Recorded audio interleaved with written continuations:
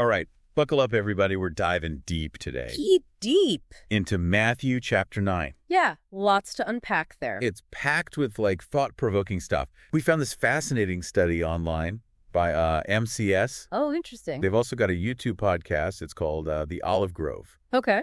And they both really explore this chapter using the complete Jewish Bible, the CJB translation. Cool. Yeah, so we're going to focus on how Jesus, presents this whole new way of life. A new way of life. Not just little tweaks to existing religions or philosophies.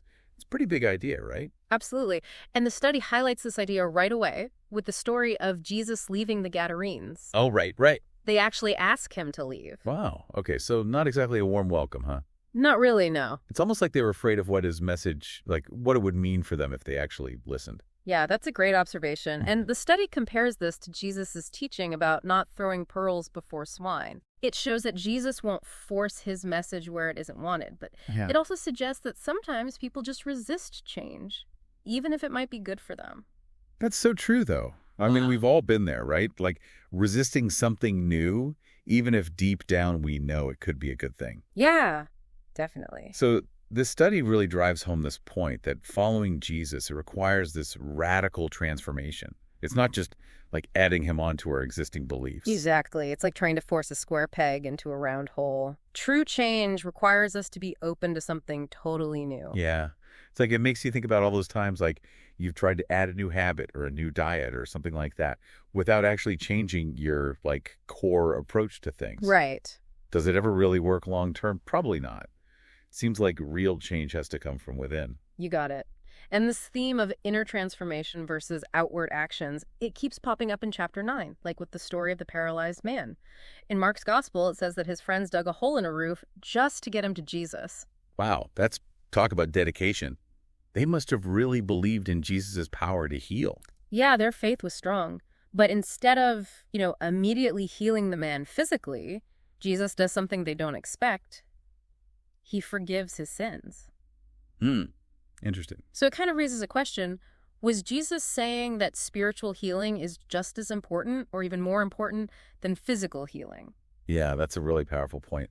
And the study suggests that maybe we've kind of lost sight of that a little in modern times, all the focus on these outward miracle healings, but without really addressing the deeper spiritual needs that people have. Yeah, it's something to think about for sure. After all, there is a deep connection between our physical and spiritual well-being. Sure. Something ancient cultures understood and even modern science is starting to investigate now. Wow, yeah. So much to unpack there. But let's get back to the story. So the Torah teachers, the religious experts at the time, they are furious about Jesus forgiving sins. They even accuse him of blasphemy. Yeah, they were not happy because they believe that only God has the authority to forgive sins. Right. It's like they missed the whole point of who Jesus is. God literally declared him his son at his baptism. That's right. But Jesus sees right through them, right through their hypocrisy. He knows what they're thinking, even though they don't say it out loud, and he calls their thoughts evil. Intense. It's pretty intense. But you have to remember, evil in this context is referring to thoughts that go against God's plan. The Torah teachers, they claimed to be defending God, but really, they were rejecting his chosen son. Right. And that's where Jesus kind of steps up and asserts his authority using the title Son of Man. Right. So tell me more about that title. It sounds pretty important. It is important. The term appears a lot throughout the Hebrew Bible. Okay. Sometimes it simply refers to humans like Ezekiel or Daniel. But Daniel, he has this vision where Son of Man describes someone who receives authority directly from God in heaven. I see. So when Jesus uses that title, he's directly connecting himself to those prophecies and claiming that same God-given authority. That's a pretty bold statement. The Torah teachers couldn't have missed that. No, they couldn't. And to make his point even clearer, he goes ahead and heals the paralyzed man right then and there. Which, as the study mentions, totally blew the minds of the crowd. Totally. They knew they were witnessing something truly extraordinary. It wasn't just about physical healing, but about recognizing Jesus' authority as the starting point for a new way of life. Exactly. But the excitement doesn't stop there. Next, we meet Matthew, the tax collector, who's about to have his life completely transformed. That's right. Picture this. Matthew's sitting at his tax collection booth, kind of like a toll booth today. Okay. And Jesus walks by and simply says, "Follow me." Wow. Just like that, Matthew leaves everything behind to become a disciple. Hold on a second, though. Wasn't being a tax collector like a really bad job back then? Especially for someone who was Jewish. You are absolutely right. They were despised in Jewish society because they worked for the Romans, and people often saw them as corrupt. Oh, okay. They were considered unclean, outcasts. The religious elite wanted nothing to do with them. Wow. And to add to that, the study says that Matthew's original name was Levi, which meant joined and was associated with the priesthood. That's right. So his parents probably hoped he'd become a religious leader. Yeah. Instead, he ends up as this, outcast working for the enemy. It's a pretty stark contrast. Yeah. And the study suggests that his name change from Levi to Matthew, it represents the transformative power of following Jesus. Okay. It's not just a job change, it's a complete shift in identity. Which brings us to the next controversy, right? Because now the Pharisees are freaking out that Jesus is eating with tax collectors and sinners. So what was the big deal about that? Well, in first century Jewish culture, there were strict rules about ritual purity. Right. If you hung out with people who were considered unclean, like tax collectors, you would become ritually unclean too. Oh, which meant you couldn't participate in religious activities. Yeah. Like going to the temple or praying in the synagogue. So the Pharisees are totally horrified because Jesus is just disregarding these purity laws. Completely. They think he's contaminating himself and undermining religious order. Exactly. But Jesus, he shuts them down pretty quick. He quotes Hosea 6.6, I desire mercy, not sacrifice. It's powerful, It's a reminder that compassion and love are more important than just empty rituals. And it's not just a one-time thing either. The study points out that Jesus actually chose Capernaum as the headquarters for his ministry. And Capernaum was a city full of people who were considered religiously sick or outcasts. Wow. So he deliberately went where the need was greatest. Absolutely. Regardless of what the religious elite thought. It's a powerful statement about who Jesus came to reach. So we've got Pharisees questioning Jesus. We've got healings. We've got a resurrected girl. Yeah. I mean, what's next in this roller coaster of a chapter? Well, next we have John the Baptist's disciples wondering why Jesus' followers aren't fasting. Oh, right. And that's where we'll pick up in part 2 of our deep dive. So last time, it seemed like everyone was questioning Jesus. Right. Yes. The Pharisees, John the Baptist's disciples, they couldn't quite grasp what he was doing. Yeah, it seemed like they were all hung up on why Jesus' disciples weren't fasting, almost like some kind of religious competition or something. Right. And the study even points out that John's disciples, they seem to think that their fasting made them more righteous than everyone else. Oh, wow. But Jesus turns this whole thing into a teaching moment. Okay. He uses the analogy of a wedding feast. You wouldn't fast during a celebration like that. So he's saying that his very presence is a reason to celebrate. That's a pretty radical statement. It definitely challenges their way of thinking. And he doesn't stop there. He uses these really vivid analogies about patching an old coat with new cloth and putting new wine into old wineskins. Yeah, those always stood out to me. The study, it emphasizes how these analogies show the tension between the old religious ways and the new life that Jesus offers. Exactly. He's basically saying you can't just, slap a bit of Jesus onto a worn-out system. The new and the old, they just don't mix. Right. Like trying to force a square peg into a round hole. Yeah. The new cloth will shrink, the old wineskins will burst. You're just going to make things worse, not better. Exactly. And the study suggests that as we grow in faith, we need to be open to letting go of those old religious trappings. Real change requires a complete overhaul. You need a brand new wineskin, so to speak. I love that image. And it goes back to the idea that following Jesus requires a total transformation, right? Makes me think about those areas in my own life where I might be holding on to, like old habits or ways of thinking that are holding me back. Oh, we all have those. But it's encouraging to remember that true growth, it often comes from letting go and embracing something new. Yeah. And speaking of embracing the unexpected, we move from these theological debates to a really touching story. Jairus, the synagogue ruler, he comes to Jesus for help. This one always gets to me. Here's this man of authority, someone who's deeply entrenched to the religious system, but he's also a desperate father facing the possible loss of his daughter. And think about the risk he's taking. I mean, going to Jesus for help, it could have gotten him ostracized by the other religious leaders. Wow. But his love for his daughter and his faith in Jesus, they override any fear of those social consequences. It's a good reminder that Sometimes we have to be willing to step outside of our comfort zones, Yeah. maybe even risk rejection to follow what we believe in. But before Jesus can even get to Jairus' house, there's another encounter, this time with a woman who had been suffering from a hemorrhage for 12 years. And this story is really important because it highlights the social stigma that surrounded illness at that time. Right. This woman's condition would have made her ritually unclean. She would have been an outcast. Wow, imagine that isolation. Not only is she physically suffering, but she's also carrying this, heavy burden of shame. But her desperation for healing is so strong that she risks everything just to touch Jesus' garment. And Jesus, being Jesus, he sees your faith and responds with incredible compassion. Yeah. He doesn't, push her away or scold her for being ritually unclean. Nope.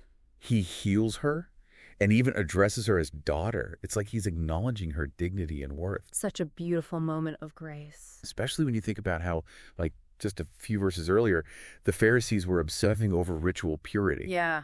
It's like Jesus is completely turning their worldview upside down. He's showing that true compassion and love that go beyond all those social boundaries and religious rules. He sees the heart, not just the outward appearance or social standing. Right. So we've got these two powerful stories happening at the same time. Jairus, the desperate father, and this unnamed woman seeking healing. But then the mood shifts dramatically when they arrive at Jairus' house, and they find mourners already there. It's a scene of total despair. But then Jesus says something truly remarkable. He says that the girl isn't dead, but sleeping. I can only imagine what the mourners must have thought. Right. Of course, they laugh at him. They think he's delusional or in denial or something. Yeah. But the study suggests that Jesus' words highlight the importance of faith, even when things seem impossible. It's about trusting in Jesus' words, even when everything around you seems hopeless. Right. Believing that he has power over death itself. Which he then proves by raising the girl from the dead. It's amazing. It is. But the study also points out that this act would have been really offensive to those religious leaders. Touching a dead body would have made Jesus ritually unclean, according to their law. Again, we see Jesus defying the rigid rules of the religious establishment. He's not bound by their traditions. He operates according to a higher law, a law of love and compassion. So we've got healings, we've got resurrection, we've got religious controversy, and we're not even done with chapter 9. Next up, we have the story of those two blind men who called Jesus Son of David. Ah, yes. That's a huge moment because it's clearly a messianic title connecting back to the prophecies of Isaiah and the expectations surrounding the Messiah. And what's interesting is that Jesus asks them directly if they believe that he has the power to heal them. Yeah. It's like he wants to make sure that their faith is real. And their response, an emphatic yes, sir. And the moment they confirm their belief, Jesus heals them. It's powerful. It shows how faith plays a key role in experiencing God's power. Absolutely. But then he tells them not to tell anyone. Why all the secrecy? It seems like he'd want everyone to know about these amazing miracles. Well, the study suggests that Jesus didn't want to create a frenzy or stir up a rebellion against the Romans because remember, a lot of people were looking for a political messiah. Right. Someone to overthrow their oppressors. Right. They wanted a revolution, not a spiritual transformation. Exactly. But Jesus' mission was much deeper than that. He wasn't interested in worldly power or political upheaval. Right. He was offering a different kind of kingdom. One that starts in the hearts of individuals. So it's about changing hearts and minds, not just changing external circumstances. That's it. But speaking of upheaval, next up, we encounter a demon-possessed man who can't speak. Uh-oh. Get ready for another confrontation with the Pharisees. So we're back, diving deeper into Matthew chapter 9. We've seen some incredible stuff so far. Healings, confrontations with the Pharisees, even a resurrection. Yeah, and as we go further into this chapter, these themes of faith and healing and challenging those religious norms just keep coming up. Remember those two blind men who called Jesus Son of David? Right. That was a pretty bold statement, wasn't it? It was. They were publicly declaring him as the Messiah. Yeah. And the study, it connects this to the prophecies of Isaiah, specifically Isaiah 35, which predicted that physical healing would come with the Messiah. It's like those men were saying, we see the signs, Jesus. We believe you're the one. And instead of just healing them right then, Jesus asks them if they truly believe he can do it.